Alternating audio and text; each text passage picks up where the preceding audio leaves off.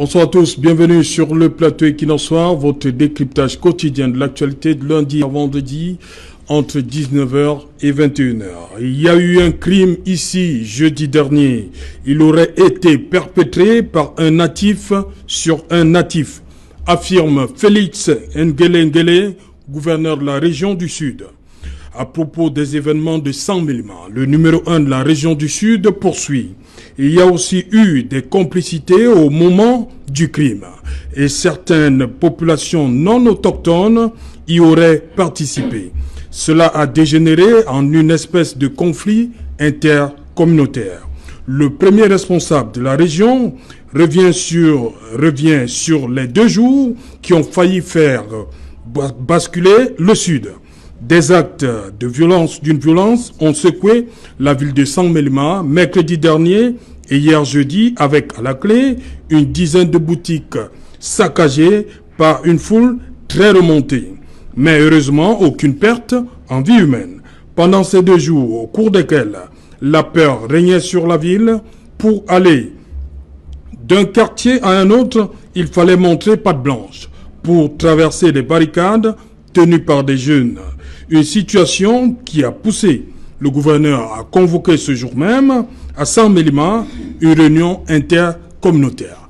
Equinox Soir, c'est tout à l'heure à 20h, la grande édition d'information présentée une fois de plus par Nadine Yambou. Et tout de suite, madame, monsieur, c'est le fait du jour.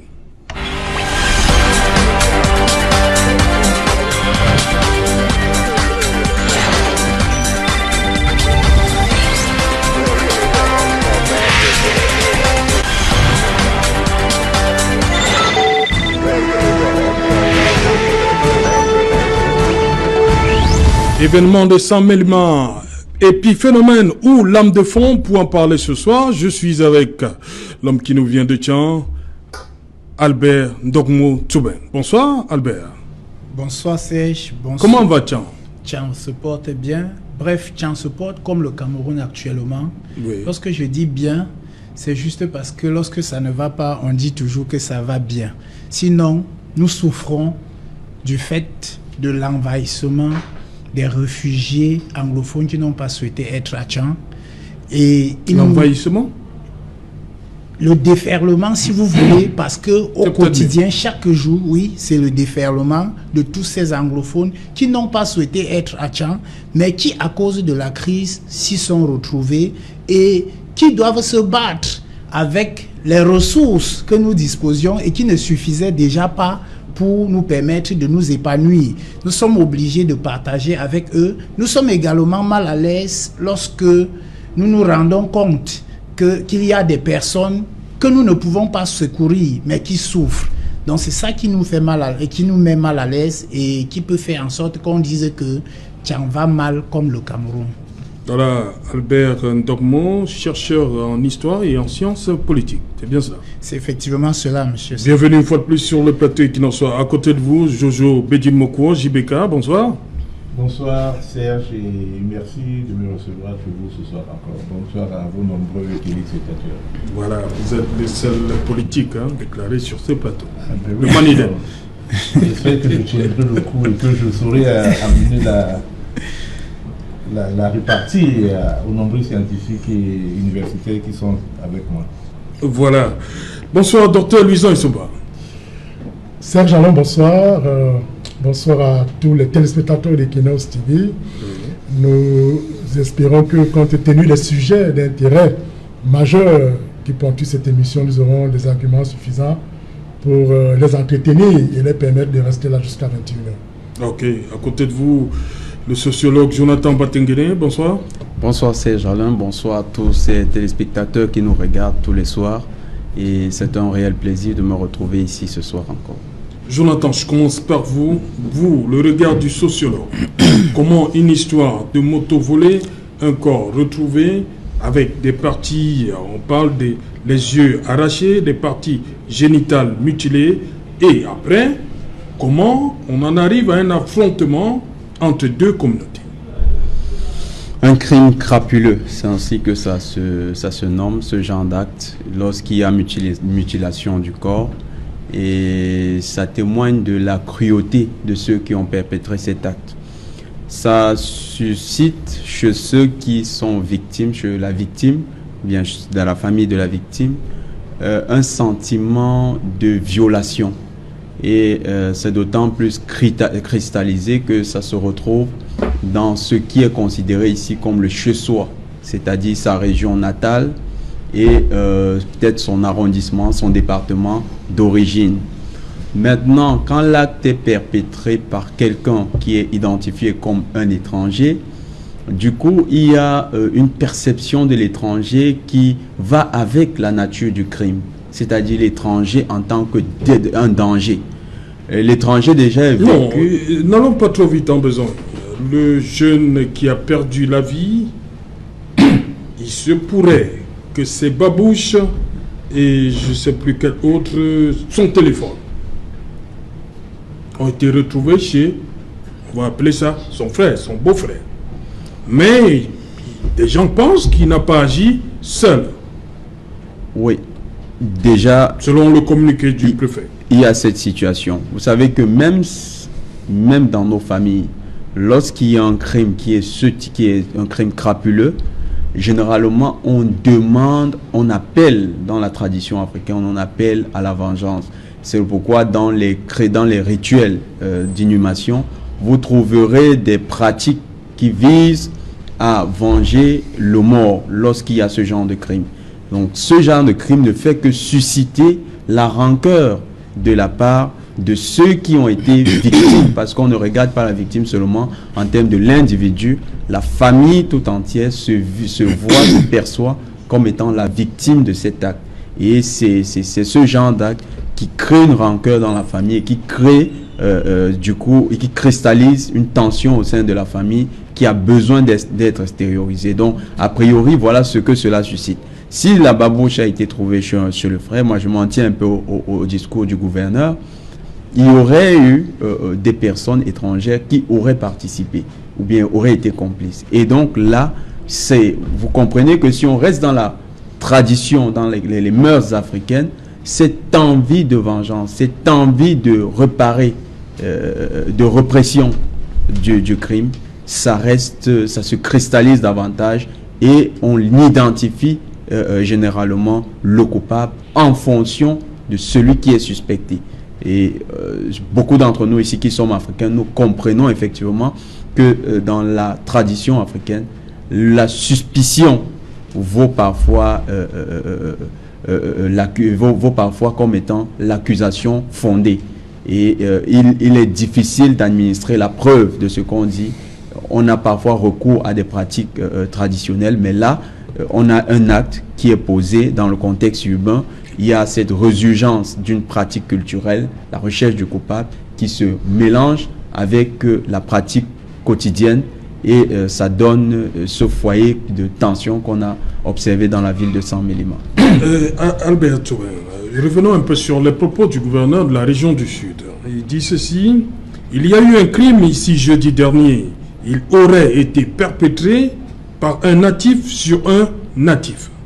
Mais il y a aussi eu des complicités au moment du crime et certaines populations non autochtones y auraient participé. Je crois que c'est à ce niveau même que réside le problème. Le problème de l'autochtonie et de l'allogénie. Parce que lorsque vous regardez un peu comment la société, mon cher frère a parlé tout à l'heure du climat de suspicion. Il a parlé de la suspicion. En fait, nous sommes dans un environnement où tout le monde suspecte tout le monde. Et où les identités qui sont figées, qui ne veulent pas s'ouvrir à d'autres identités pour former l'identité nationale que nous appelons de tous nos voeux, ces identités-là suspectent les autres comme étant des potentiels adversaires, les potentiels ennemis. Et c'est la raison pour laquelle, lorsque quelque chose de cette nature se passe, très rapidement, le doigt accusateur est pointé sur l'autre, entre guillemets. Mais si vous me permettez, je peux dérouler un peu historiquement cette théorie de l'autre qui a été construit par le colon, ensuite transmis au colon, par le colon aux dirigeants, et jusqu'aujourd'hui, nous n'avons pas encore pu déconstruire cette théorie-là. Okay. Permettez donc on fasse d'abord le tour de table. Jojo Bedimoko sur cette... comment une affaire, un individu, c'est-à-dire une affaire entre deux personnes peut engager toute une communauté. C'est-à-dire qu'une communauté se dresse contre une autre. Voilà, j'ai envie de vous répondre que... Je reviens à vous, hein, Albert. Je reviens à vous. On va d'abord écouter Jojo Bedimoko et ensuite le docteur Luison. D'accord. C'est comme si la réponse était dans votre question. C'est-à-dire, comment se fait-il qu'un crime crapuleux entre deux individus au quartier soit transposé en bataille entre communautés. Donc, il y a véritablement un problème. Les précédents panélistes ont commencé à dresser le problème, mais je pense qu'ils ne sont pas arrivés jusqu'au fond. Je voudrais vous poser une question. Regardez ce qui s'est passé partout, ici chez nous au Cameroun et même ailleurs, parlant de conflits entre ethnies, entre communautés, d'une manière générale. Que ce soit au nord, on a vu depuis longtemps un problème entre les Arabes, Shoa et les Kotoko. Tout récemment, on a vu un problème au Bala. À Douala même, il y a certains quartiers où on assiste à des batailles rangées entre jeunes et qu'on a tout fait de classer comme bataille entre Bamoun et chauffeur Bassa, Bamleke. On a vu en 2012 ici. Hein. Tout à fait. Et voici ce que nous sommes en train de vivre actuellement à 100 millimètres. Vous remarquerez que la constance de tout cela est que c'est des gens d'une certaine classe sociale qui se livrent à ce genre d'activité. Oui. Vous ne verrez pas des nantis, des bourgeois en train de se faire la guerre entre eux. Qu'est-ce que ça veut dire? Ça veut dire que si on commence par l'histoire, depuis la nuit des temps, le problème de la suivi de l'être humain sur Terre a été un problème de lutte de classe. Le monde tel qu'il est fait a toujours eu une stratification de classes. Il y a des classes dominatrices bourgeoises qui en général exploitent les classes les plus défavorisées. Et ces classes défavorisées manifestent leur frustration, tous leurs problèmes, tout leur mécontentement en se trompant très souvent d'adversaires et même de combats. Voilà pourquoi on arrive à ce genre de situation. Malheureusement, ces classes dominées ou ces classes laborieuses qui sont exploitées, parce que c'est ces classes-là qui enrichissent les classes dominantes, les classes bourgeoises, sont manipulées depuis la nuit des temps, instrumentalisées par ces classes bourgeoises. Parce qu'en général, ce genre de conflit arrive à l'enracinement de cette classe bourgeoise, à la perpétuation de sa domination. Malheureusement, c'est à ça qu'on arrive. Bon, on aura peut-être le temps de détailler plus tard. Malheureusement, au sortir, parce qu'on n'a jamais vu l'exacerbation du tribalisme au Cameroun comme au sortir de la dernière élection présidentielle. Le champ est donc ouvert à tout le monde, parce qu'on a vu depuis le haut qu'il y a le problème politique même s'est trouvé tribalisé, même le problème politique est devenu un problème tribal. À plus forte raison, un problème de bataille entre deux enfants au quartier, entre deux individus, a tout fait d'être transposé comme un problème de lutte communautaire, de combat entre deux communautés et tout ça. Pour me résumer, vous voyez où on est arrivé, même le pauvre gouverneur pense que pour sortir d'une situation, il faut qu'il définisse immédiatement que non, c'est les deux enfants d'une même famille et tout ça. Ça veut dire que le problème est grave, le problème est plus profond que ça.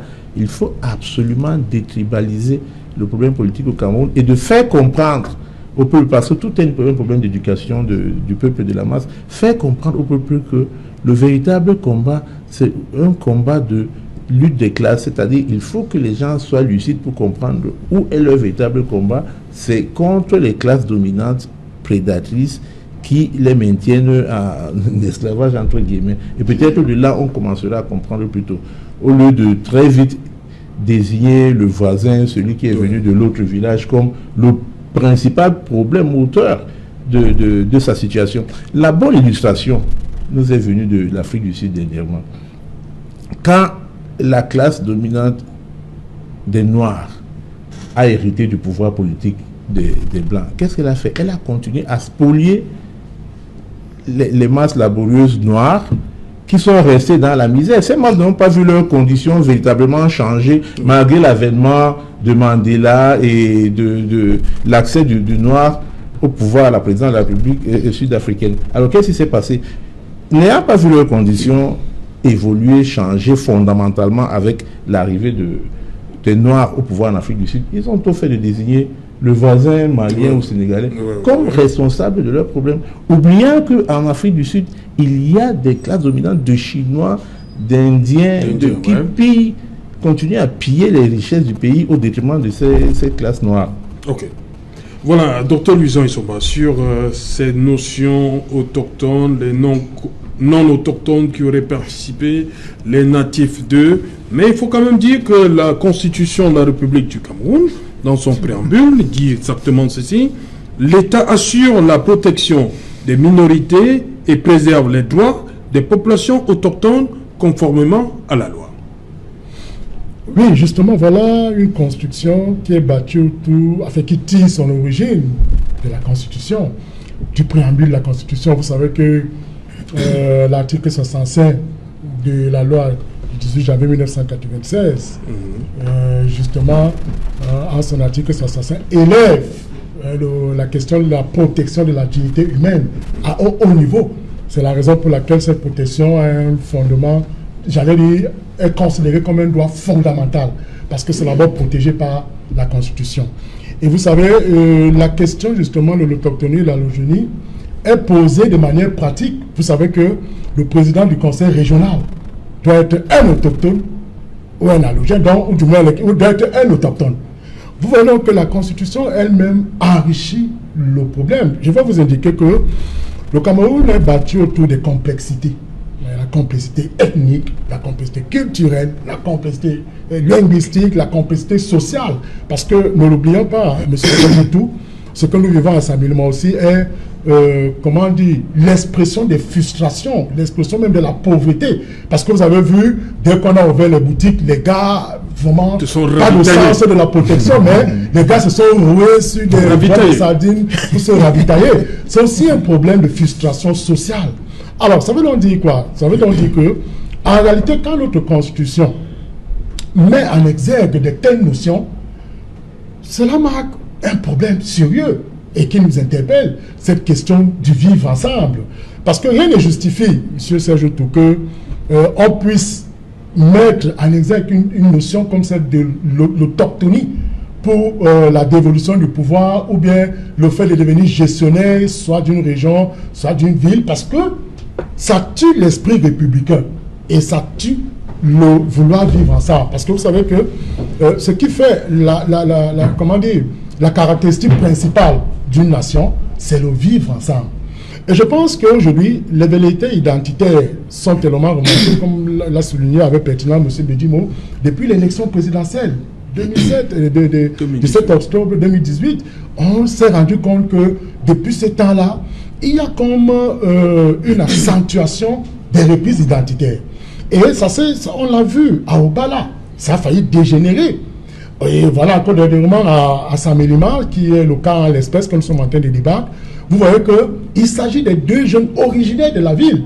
Bon, c'est vrai qu'aujourd'hui, avec les mariages endogamiques, ou exogamiques, autant pour moi, exogamiques, voilà. Ou, moi par exemple, je suis d'une Bamba, mais j'ai épousé une Bangaté. Mon fils est Silénou. Vous avez dit que c'est... comment dire? Mon fils est Siné, voilà, vous allez dire que c'est un Bafang. Oh, c'est un Bamois.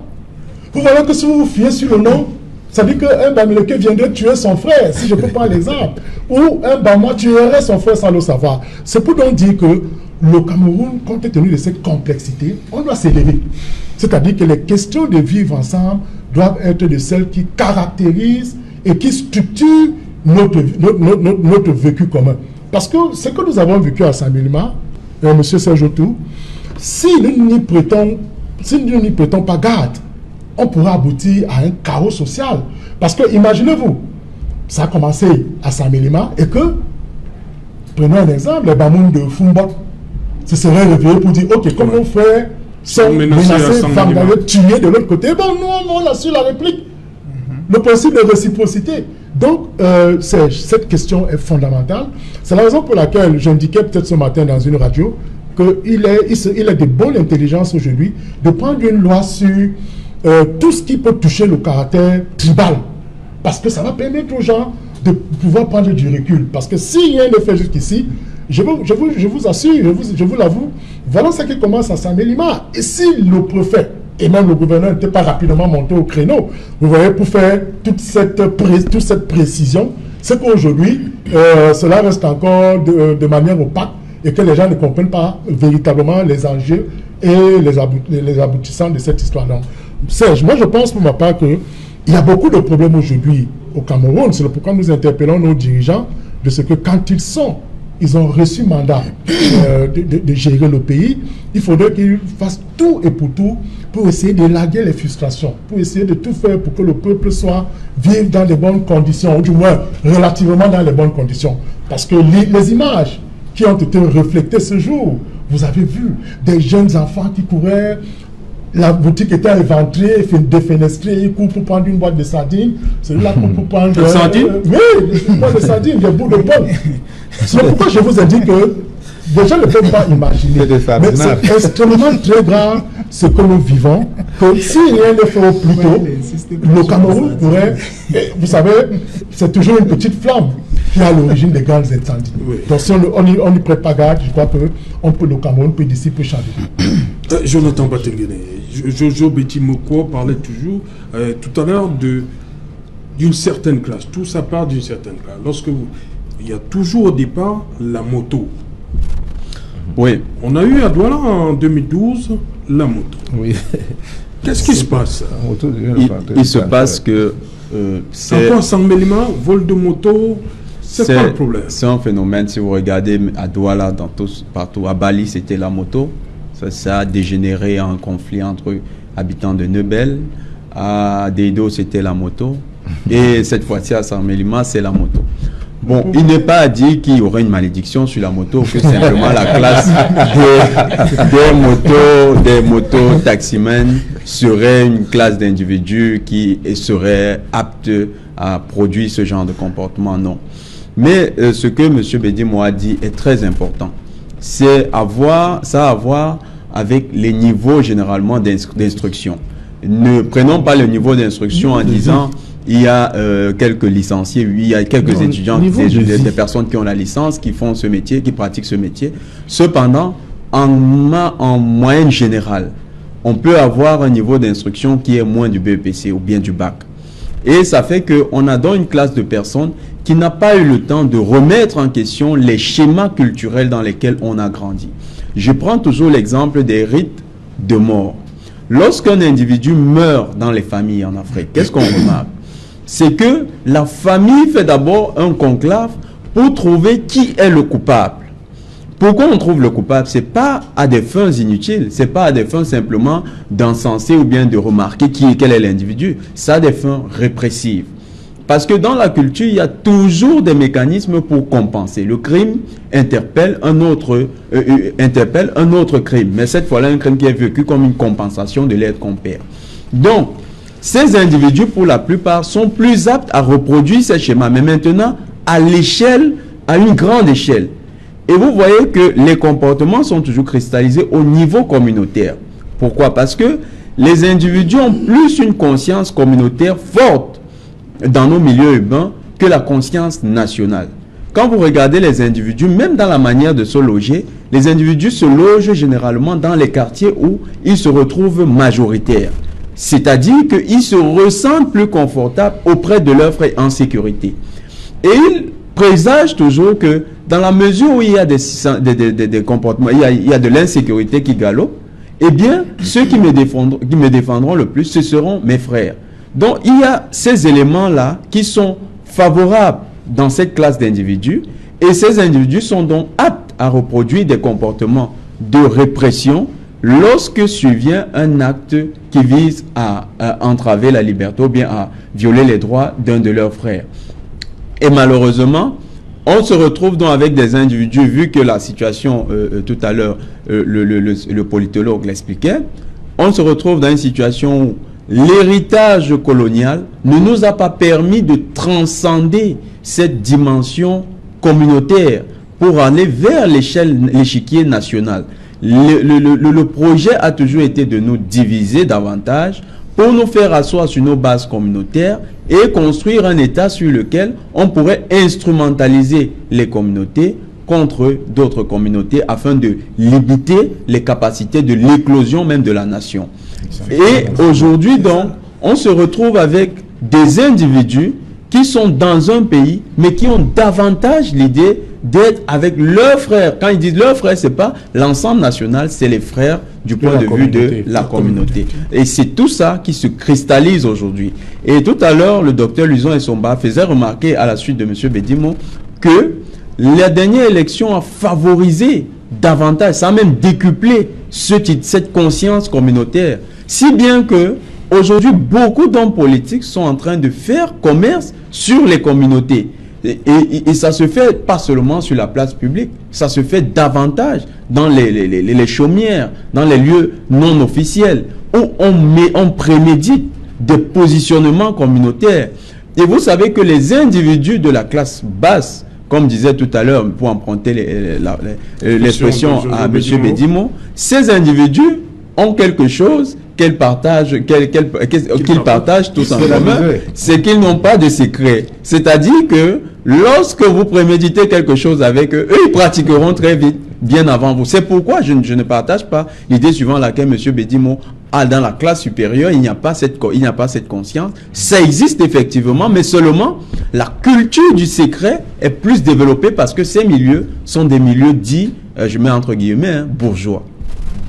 Oui, j'ai voulu intervenir depuis Dr Luison Essomba, allez-y donc. Quand on a parlé d'allogène et d'autochtone, c'est vous qui avez lu un passage de la Constitution tout à l'heure. Oui. Beaucoup de gens, dans le préambule. Beaucoup de gens ne savent pas que le terme allogène ne figure pas dans la Constitution du Cameroun. Effectivement. Il n'y figure pas. On a bien précisé que l'État, je peux pas... L'État assure la protection des minorités et des populations autochtones. Voilà. Moi, je pense conformément à la loi. Moi, je pense que c'est tout à fait légitime parce que nous qui sommes issus de régions où le développement économique s'est fait très fort, comme ici à Douala, nous ressentons ça de manière un peu plus forte. Pourquoi? Parce que si on laisse libre cours à la spéculation, les autochtones de Douala ne se trouveront plus avec rien. Donc, je pense que c'est l'esprit du constitutionnaliste quand il parle de protection des minorités et des populations autochtones. Et pas seulement, il y a un article, parce que le Cameroun est signataire aussi de la Charte africaine des droits de l'homme.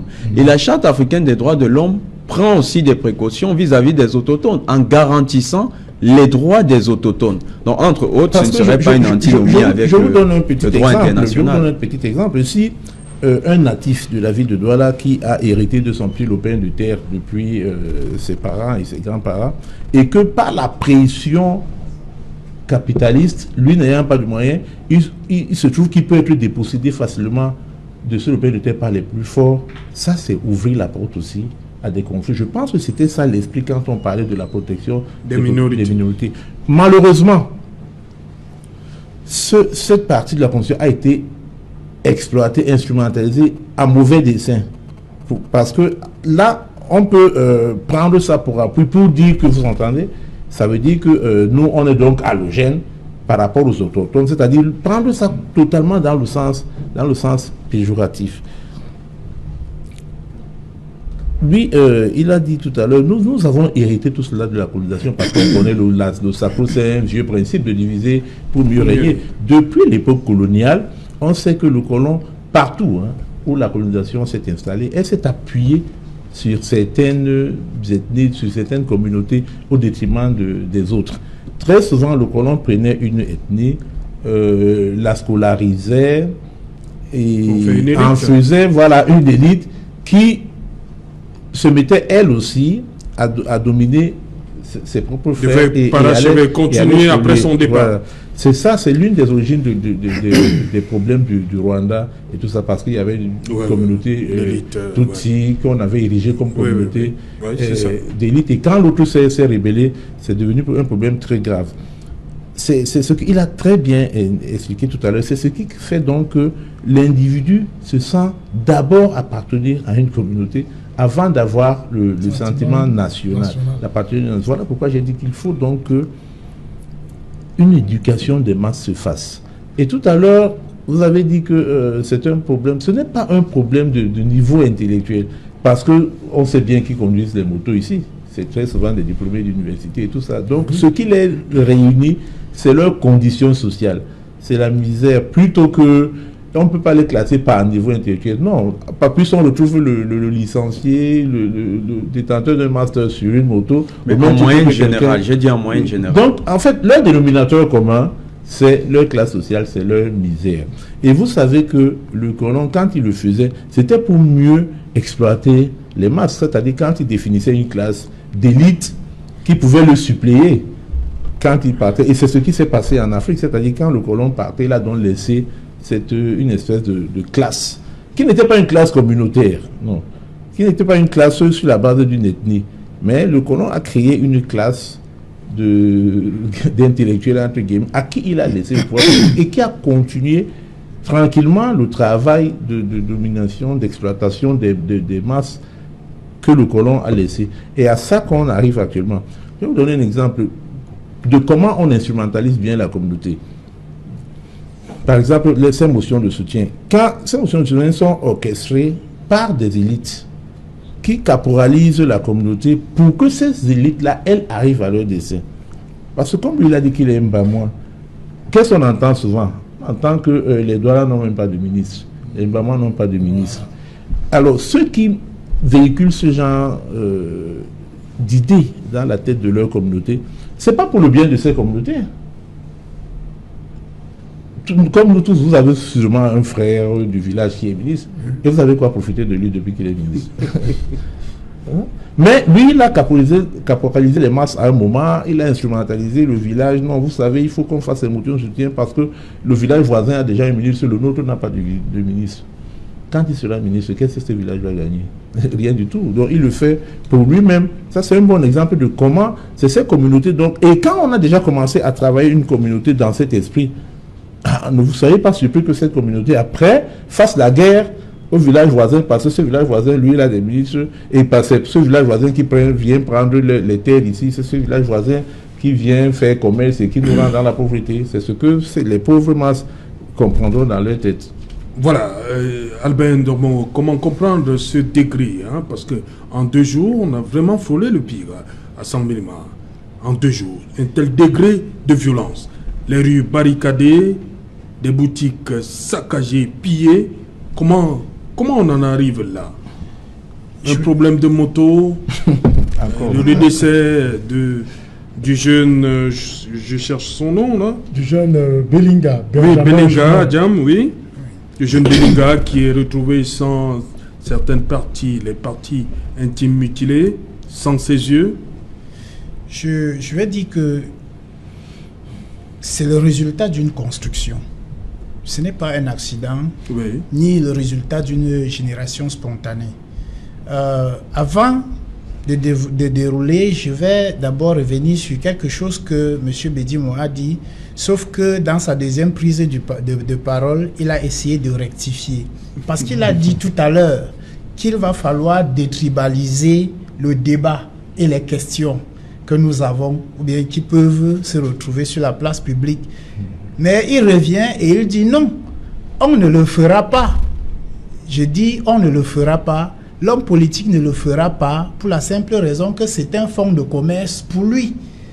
Il ne le fera pas si tant est que lorsqu'il réussit à ameuter une foule pour dire notre village, notre communauté n'a pas de ministre et que ça peut lui permettre d'accéder à la fonction ministérielle. Pourquoi est-ce qu'il permettra qu'il y ait une cohésion entre communautés? Donc, sur cette base-là, il ne le fera pas.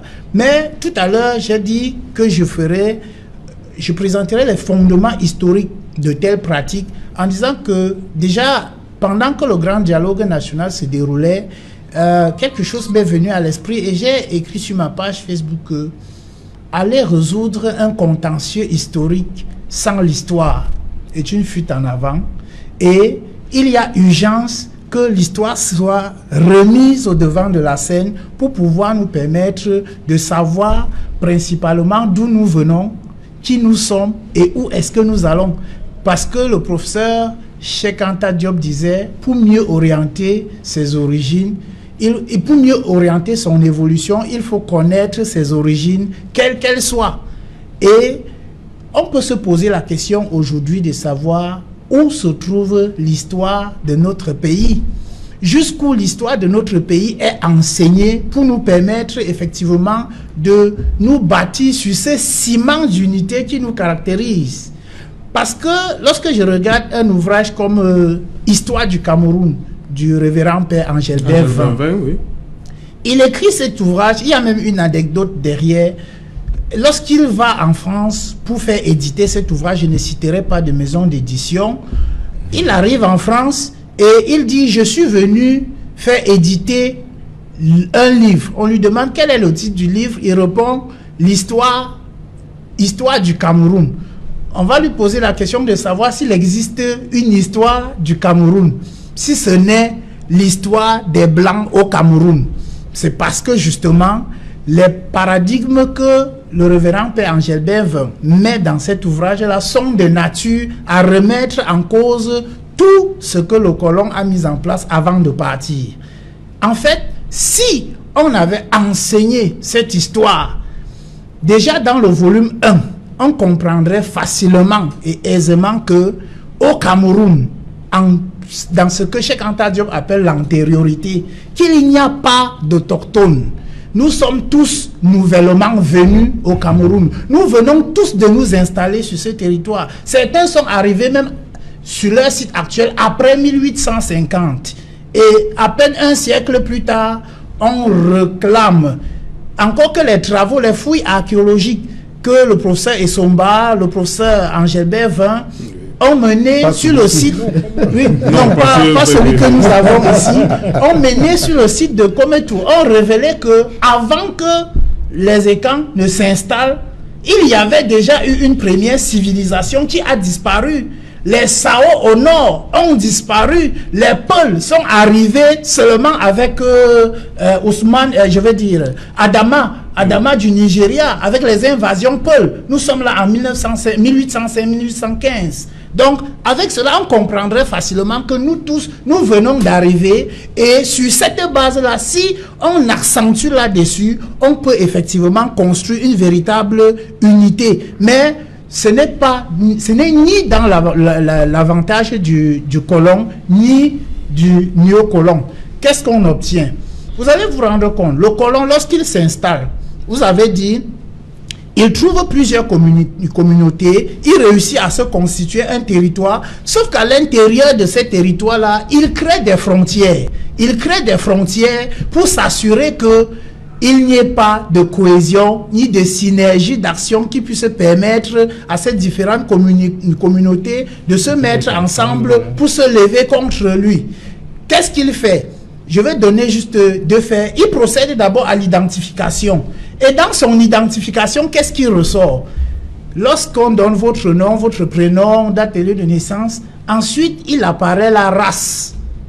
Et dans la race, on peut mettre, moi je suis Ndomo, on met la race Bam, on met race 2 points, Bamileke. Et une fois qu'on a mis la race, aujourd'hui, nous ne nous sommes pas beaucoup écartés, on met région d'origine.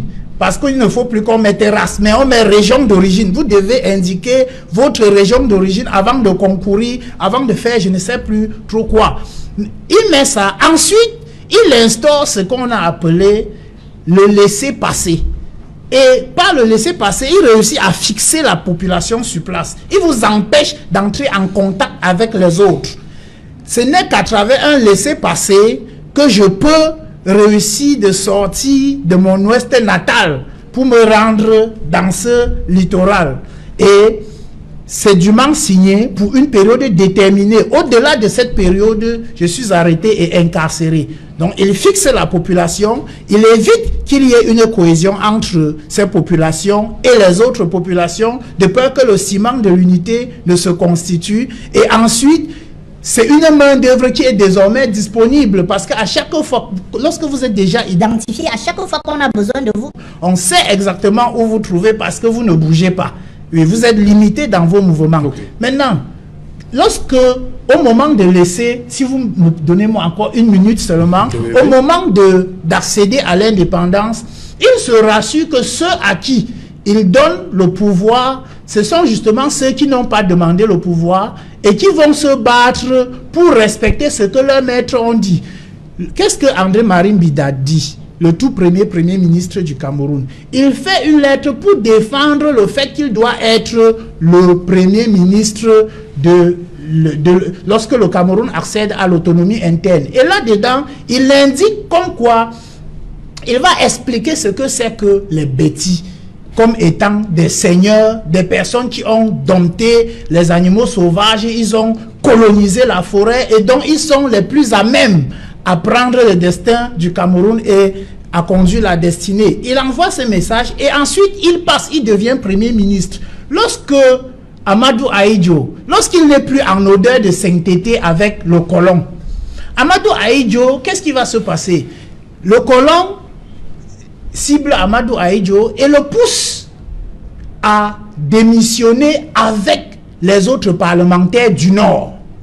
Cette fois-là, ça devient le clivage Nord-Sud. Lorsque les députés du Nord démissionnent, ça crée une crise parlementaire qui pousse André Marimbida à la démission, oui. Et par la suite, Amadou Ahidjo accède au pouvoir. Donc, ça fait que le repli identitaire, l'idée de la tribu a toujours été mise en avant pour permettre aux politiques et aux colons d'atteindre ces objectifs. Donc, ce n'est pas l'objectif pour eux n'est pas notre unité. Docteur Louison Issomba, si on essaie, par rapport au timing, on sort quand même de ces assises de Yaoundé, où au terme, on a quand même des actes qui emmènent ce qu'on appelle aujourd'hui l'apaisement et la libération, l'arrêt de poursuite pour 333 personnes détenues dans le cadre de la crise anglophone. Il y a eu les 102 du MRC et quelques jours après, on voit ce qui se passe à 100 000. Est-ce que finalement, ce qu'on vante depuis, vivre ensemble, le Cameroun est sur un volcan? Que ça peut dégénérer à tout moment. Je souhaite le souligner avec emphase, c'est que notre unité dans la diversité fait notre beauté et fait notre originalité. C'est la raison pour laquelle beaucoup des États africains adorent le Cameroun.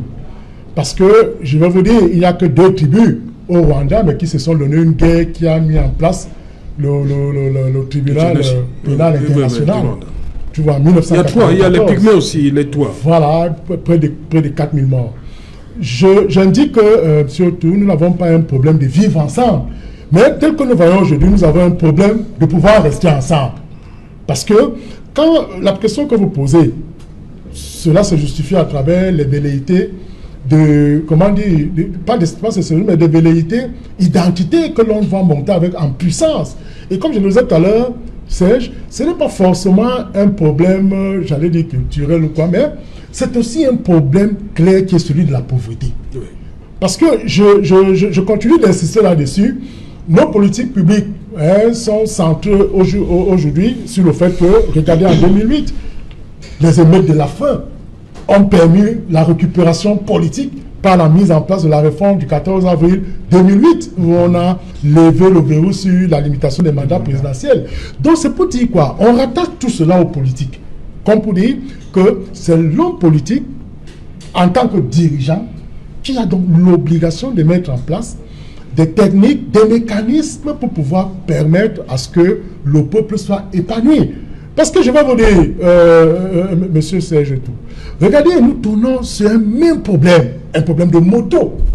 Vous voyez, donc ça veut dire qu'aujourd'hui, quelqu'un qui est là, il n'a pas mangé depuis le matin, il vous voit rouler même sur un vélo, il va vous agresser parce que l'important pour lui, c'est de vous agresser, prendre le vélo, le vendre à vil prix et, je ne sais pas, mettre quand même quelque chose sous la dent. Donc moi, je pense pour ma part que le Cameroun, et je l'ai indiqué toujours, chaque fois que j'ai l'occasion. Pourquoi, ma question est celle-ci, pourquoi on ne s'arrête pas au beau frère? On ne peut pas se limiter sur ces noms. Ça peut être que c'est seul que... D'abord, Jonathan, dites-moi. Oui, Serge, je vais essayer d'évoluer avec la question en disant que le problème pour ce que je proposais, c'est que l'esprit de revanche qu'il y a dans nos cultures, Et le type de culture qui est propre à ceux qui conduisent la moto, c'est-à-dire la culture des classes basses, c'est une culture populaire qui s'enrichit de tout. Il y a du tout là-bas. C'est pas filtré. Et ça permet de reproduire même les tares de nos cultures. En fait, ça amène à un argument progressif qui est celui suivant lequel les dérives de la tribalité actuelle doivent se résoudre nécessairement dans la tribalité. Pourquoi? Parce que la véritable influence, j'ai suivi les développements de M. Ndokmo, mais M. Ndokmo, quand un homme est riche dans son village, qu'est-ce que même le plus pauvre du village dit? Il dit, je suis pauvre, mais mon frère est riche. Il y a une fierté, c'est notre culture, ce n'est pas une tare. Ça veut dire que si nous voulons corriger les dérives de notre culture, qui sont liées à notre culture actuellement, c'est dans cette culture qu'il faut tirer les éléments. Ça veut dire quoi?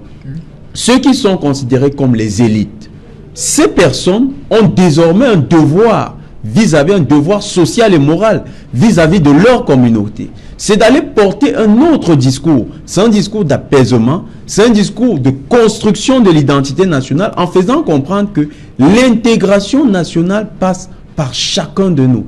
C'est vrai qu'il est bien de s'identifier à notre culture, c'est bien, allons-y parce que le Cameroun des communautés, c'est aussi notre Cameroun, c'est l'héritage de nos parents, on est dans l'Afrique précoloniale. S'il faut rentrer dans l'antériorité, nous sommes dans l'Afrique précoloniale effectivement, et nos communautés sont le socle où nous avons nos véritables identités individuelles et même collectives.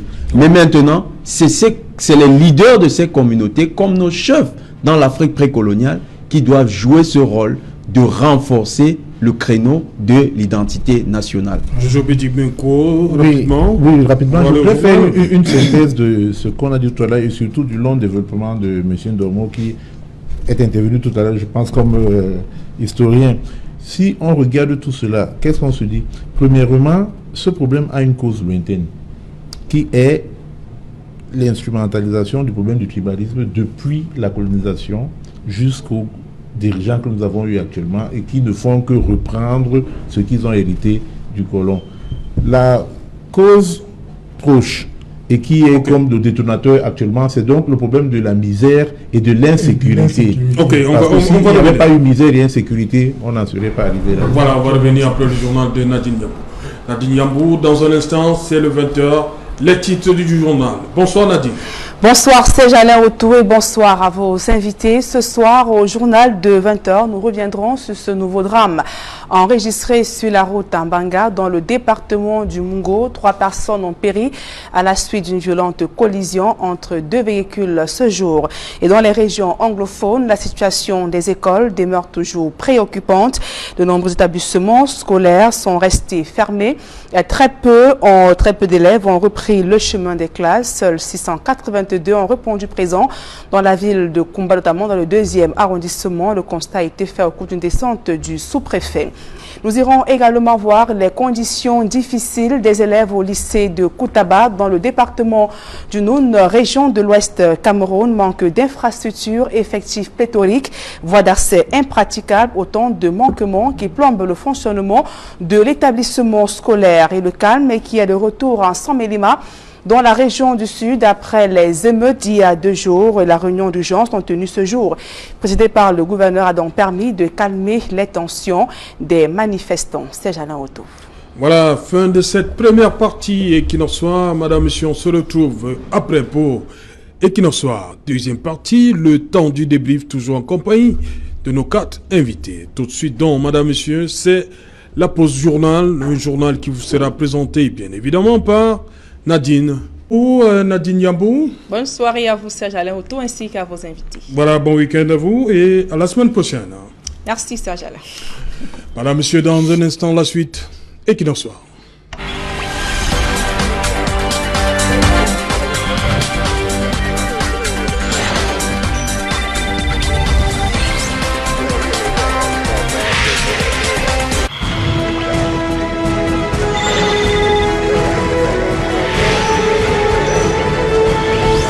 Retour sur le plateau Equinox Soir, c'est la deuxième partie, la partie réservée au débrief du journal, toujours en compagnie du docteur Luison Essomba, Jonathan Batengene, Albert Ndokmo Tsobeng Et Joseph Bedimoko, je commençais par vous. Vous avez suivi attentivement ce compte rendu de Gizogo à Saint-Mélima.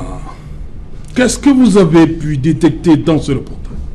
Oui, forcément, c'est des événements dramatiques et qu'on déplore. Il est dommage que des communautés en soient arrivées là. On a l'impression qu'elles n'ont pas cohabité depuis. Parce que si ces boutiques existent bien à Saint-Mélima, ça veut dire que les populations ont laissé que ces commerçants qui jugent maintenant être d'une autre ethnie ou d'une autre communauté aient pu acquérir ces boutiques et les ouvrir à l'espace public. Alors, on va toujours s'interroger, qu'est-ce qui peut amener des communautés maintenant à se haïr jusqu'à ce point, à amener à faire autant de destruction? On se rend toujours compte que dans cette folie, parce qu'il n'y a pas un autre mot pour qualifier cela, dans cette folie, dans cette haine exacerbée de l'autre, on oublie que c'est à soi-même qu'on fait du mal.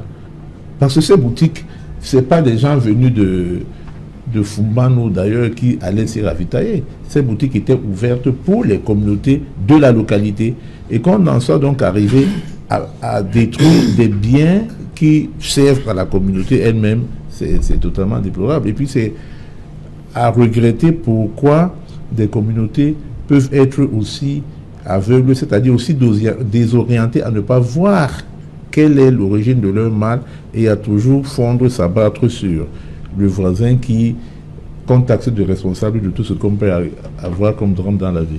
Voilà, Jonathan Batinguele, on a suivi un habitant de Saint-Mélima, il dit aucun garde du Djaïlobo, les instances de la police, la justice, la gendarmerie, des postes occupés par les étrangers. Ça veut dire quoi? L'étranger ici, c'est qui?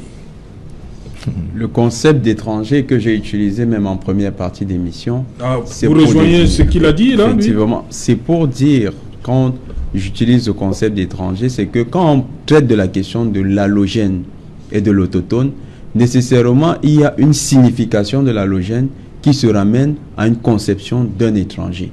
L'allogène est toujours celui qui serait quitté de ses terres pour arriver chez l'autotone. Et l'autotone, pour lui, perçoit l'allogène comme un étranger. Donc, c'est une signification logique qui a un sens pour les acteurs qui pratiquent sur le terrain au quotidien. Maintenant, il y a ceux-là, ce qu'on appelle une tribalité réactionnaire. Pourquoi réactionnaire? Parce que ici, les habitants les autochtones de Saint-Mélima se sentent comme dans une situation où ils sont lésés et ils deviennent réactionnaires. Mais il y a une double identité qui va se construire au niveau de l'autochtonie. Elle est aussi révolutionnaire, dans la mesure où, en plus d'être réactionnaires, ces derniers considèrent qu'ils méritent mieux. Et donc, ils se posent comme dans un projet historiciste, c'est-à-dire que des acteurs qui veulent désormais contrôler les mécanismes économiques par lesquels on accède à un niveau de vie meilleur, en estimant que ce niveau de vie-là est actuellement, ceux qui en jouissent, c'est ceux qui sont les allogènes et donc qui seraient les étrangers. Et quand on regarde la conflictualité au Cameroun, c'est une alternance chaque fois entre ces deux typologies, c'est-à-dire une tribalité réactionnaire et une tribalité révolutionnaire. Parfois, vous avez une tribalité révolutionnaire qui est activée par une ethnie et qui aimerait conquérir le pouvoir politique. Et vous avez plutôt une tribalité réactionnaire. Parce qu'au Cameroun, le réflexe qui est très peu vu sur la place publique, c'est une tribalité conservatrice. Et c'est le fait qu'il y ait une absence de tribalité conservatrice, un peu comme quand je dis tribalité conservatrice, c'est-à-dire une ethnie entière se met d'accord, que ce soit dans les communications publiques ou bien dans les positions officielles des membres du gouvernement, pour dire non, nous conservons le pouvoir, c'est nous qui l'avons. Ça n'existe pas au Cameroun. Et c'est l'absence de cette tribalité conservatrice qui fait en sorte que les différents positionnements des autres tribalités se mobilisent simplement au niveau du réactionnaire et du révolutionnaire. Donc chaque fois, ça alterne là. Et une situation qui permet simplement de cristalliser la violence et pas de la porter vers ce qu'on pourrait appeler une soupape, c'est-à-dire une révolution face à un pouvoir, face à une tribalité conservatrice. C'est pourquoi les tribalités camerounaises se neutralisent encore. Mais de plus en plus, des gens ont l'impression qu'on va vers l'implosion. Pas forcément la révolution, mais l'implosion de la société camerounaise. Parce que le plus les tribalités réactionnaires et révolutionnaires vont se densifier sur le territoire, le plus on aura des replis identitaires qui seront plutôt négatifs, du genre l'autre est un danger, sans pour autant que les constructions de ces identités-là permettent d'aboutir à une construction du pouvoir politique national, et en se neutralisant, elles vont plutôt remettre dans la société les éléments négatifs de cette tribalité-là. C'est pourquoi je parlais en début, cette tribalité est le vrai problème. Il ne faut pas questionner forcément l'économique. Là, il y a un problème réellement tribal, et c'est nous qui sommes les acteurs de cette tribalité qui devons travailler sur ces éléments-là. Parce que si nous ne travaillons pas dessus et que nous pensons que ça va s'améliorer parce qu'on a amélioré les conditions, en fait, on remet le problème à plus tard pour qu'on subisse encore ce genre de violence. Docteur Luison Issouba, lorsqu'on suit attentivement le compte rendu de Gizogo, la population de San Mélima a un problème véritable avec son élite, qui aurait tout confisqué. Mais comment comprendre donc que cette colère-là se déverse sur une autre communauté, pour le cas présent? Oui, ça c'est une réponse d'évidence.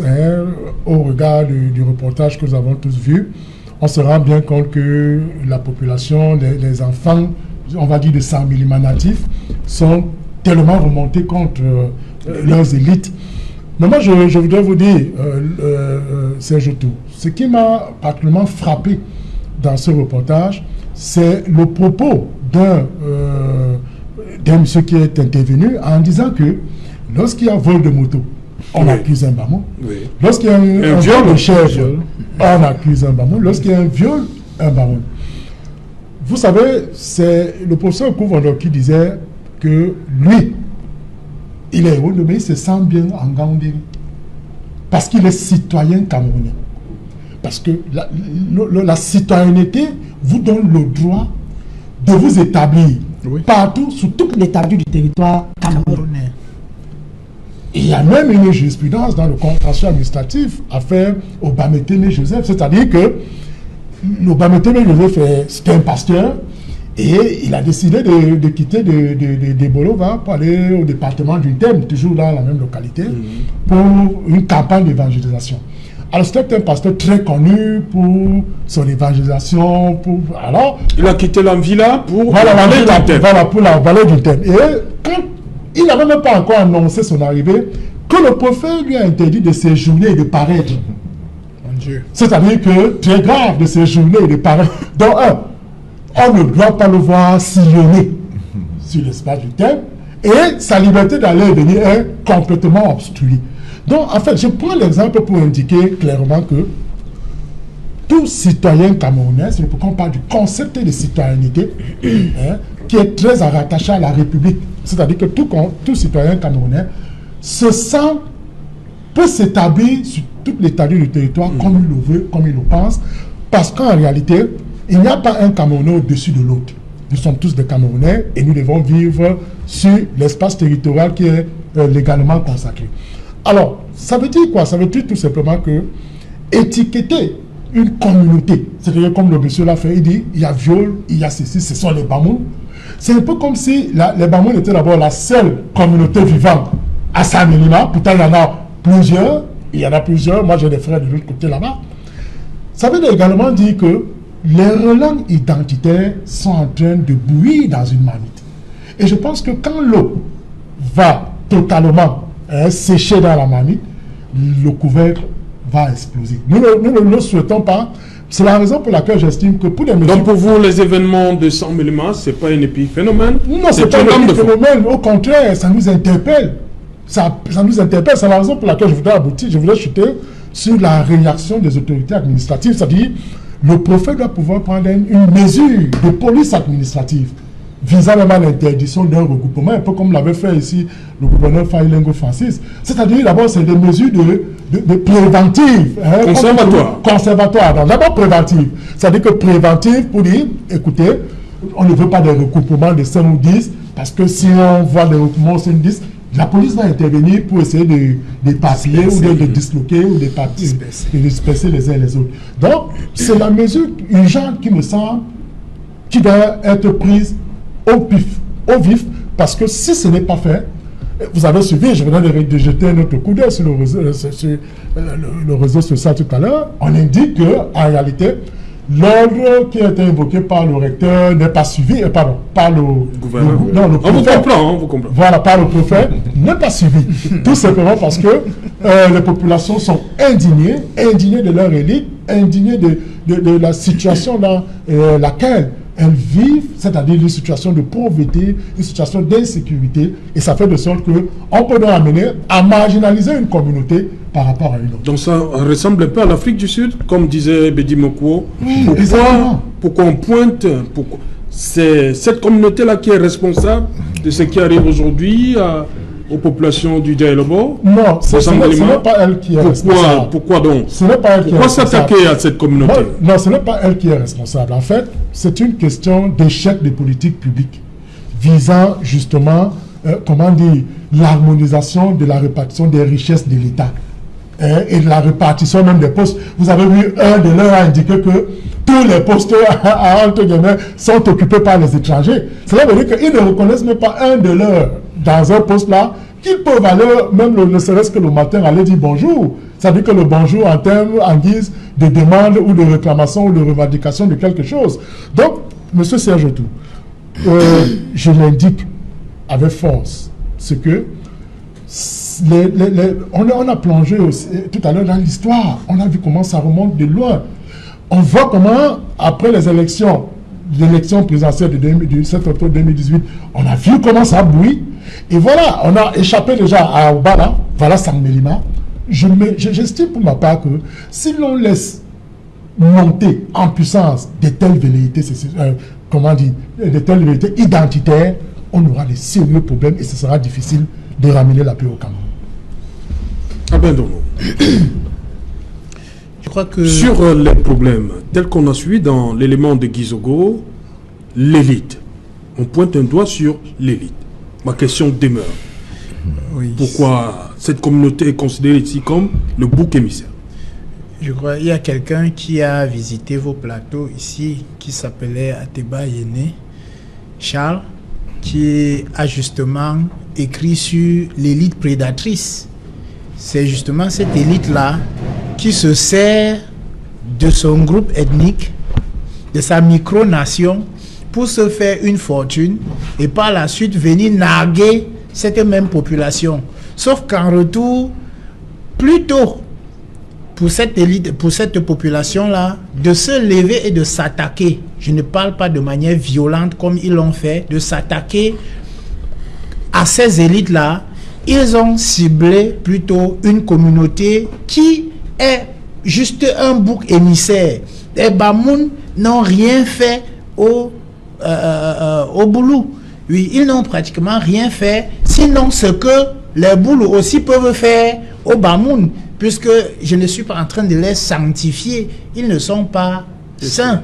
Oui, mais je veux juste dire que nous avons des tares qu'on peut retrouver dans un groupe ethnique comme dans l'autre. Donc c'est pour cela que je m'inscris également encore en faux. Lorsque l'autre dit, lorsqu'il y a viol, c'est les Bamoun. Lorsqu'il y a ceci, c'est les Bamoun. Non, c'est pas possible. Il y a des viols qui sont... Non, il faut bien le comprendre. Il faut bien comprendre à quelle communauté il appartient. Il dit qu'il parle pour sa communauté. Il dit que chaque fois qu'il y a viol, on accuse sa communauté. Oui. Chaque fois qu'il y a vol, on accuse sa communauté. Ça ne doit donc pas être cela. Oui, ça ne doit donc pas être cela parce que les autres... Il parle de manière empirique. Hein. Oui, les autres communautés sont capables des mêmes vices. Oui, maintenant, il faut que... Vous avez parlé de l'historicité, de l'identité. Je voudrais dire qu'il faudra désormais que le discours public ne fasse plus une fixation sur la question de l'identité. Parce que l'identité, en fait, est une construction. L'identité figée n'existe pas.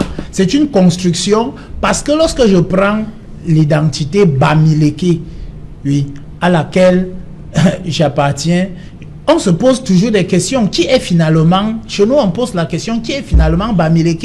Et depuis quand nous sommes Bamileke, si ce n'est un terme qui nous a été prêté par le colon. J'ai même vu un article du professeur Daniel Abois où il parlait d'une pseudo-identité. Donc ce sont des pseudo-identités comme ça, qu'on nous balance à la figure, on construit, on renforce, on vous dit vous êtes les tels et les autres que vous avez en face de vous, ce sont des ennemis, ce sont des adversaires. Et on est comme ça en train de détruire l'identité nationale qui est seul capable de nous permettre de construire cette nation et de parvenir au développement.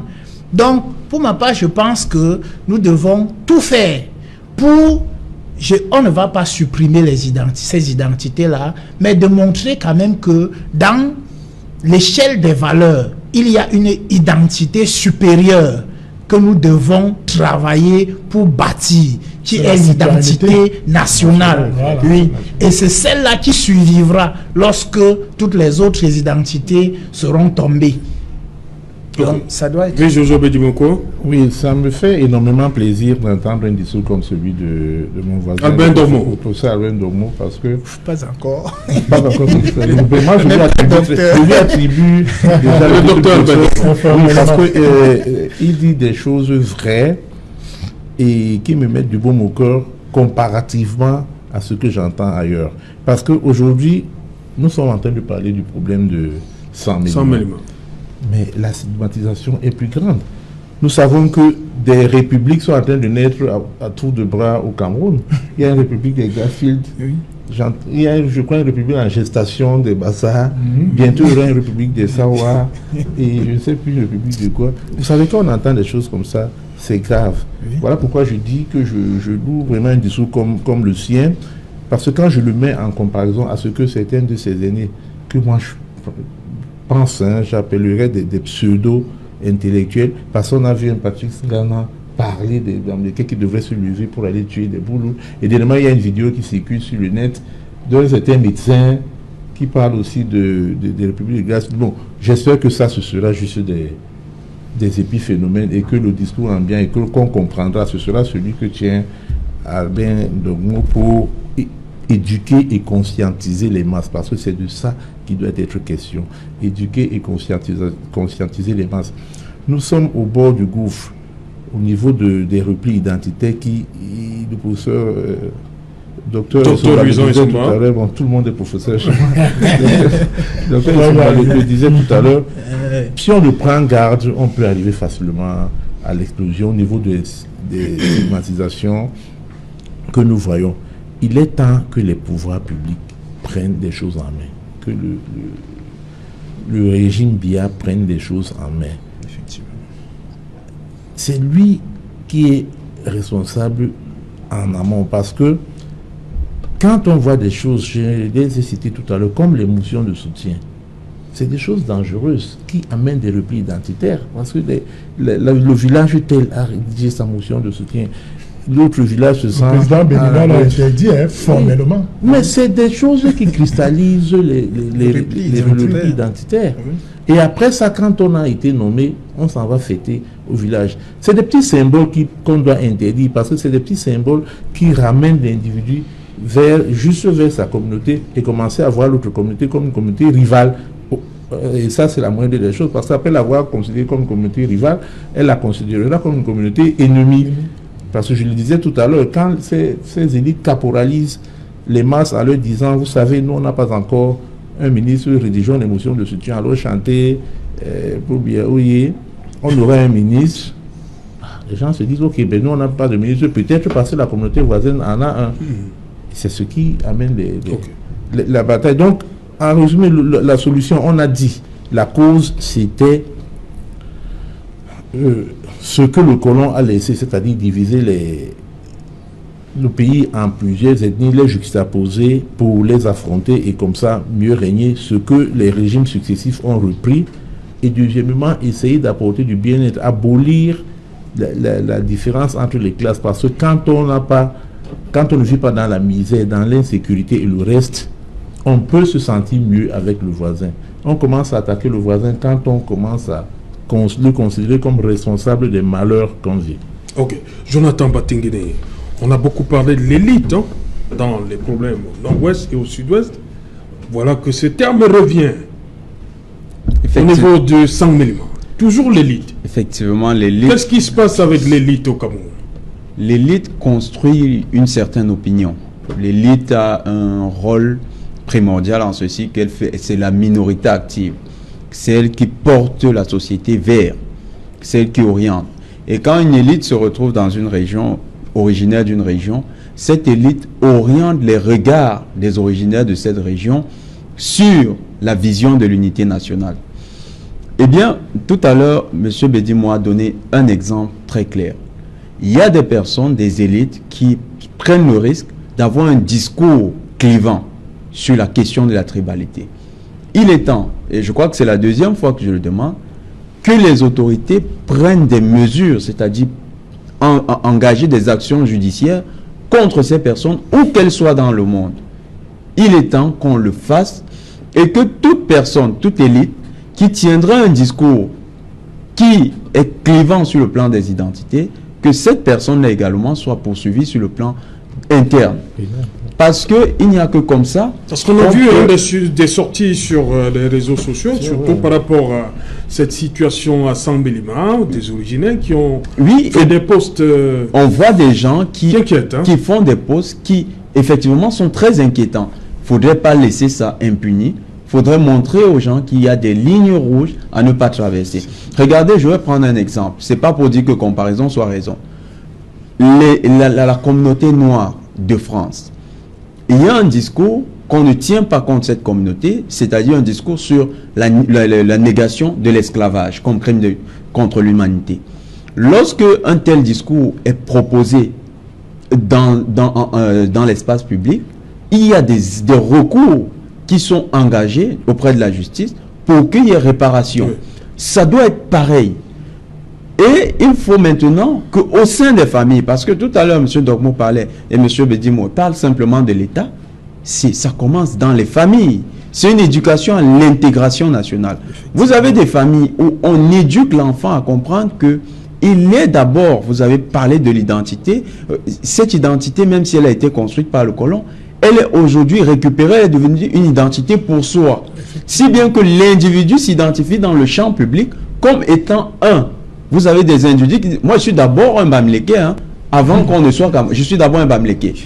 Et ça veut dire tout ce que ça signifie. Dès qu'il a dit, tout le monde comprend ce que ça signifie.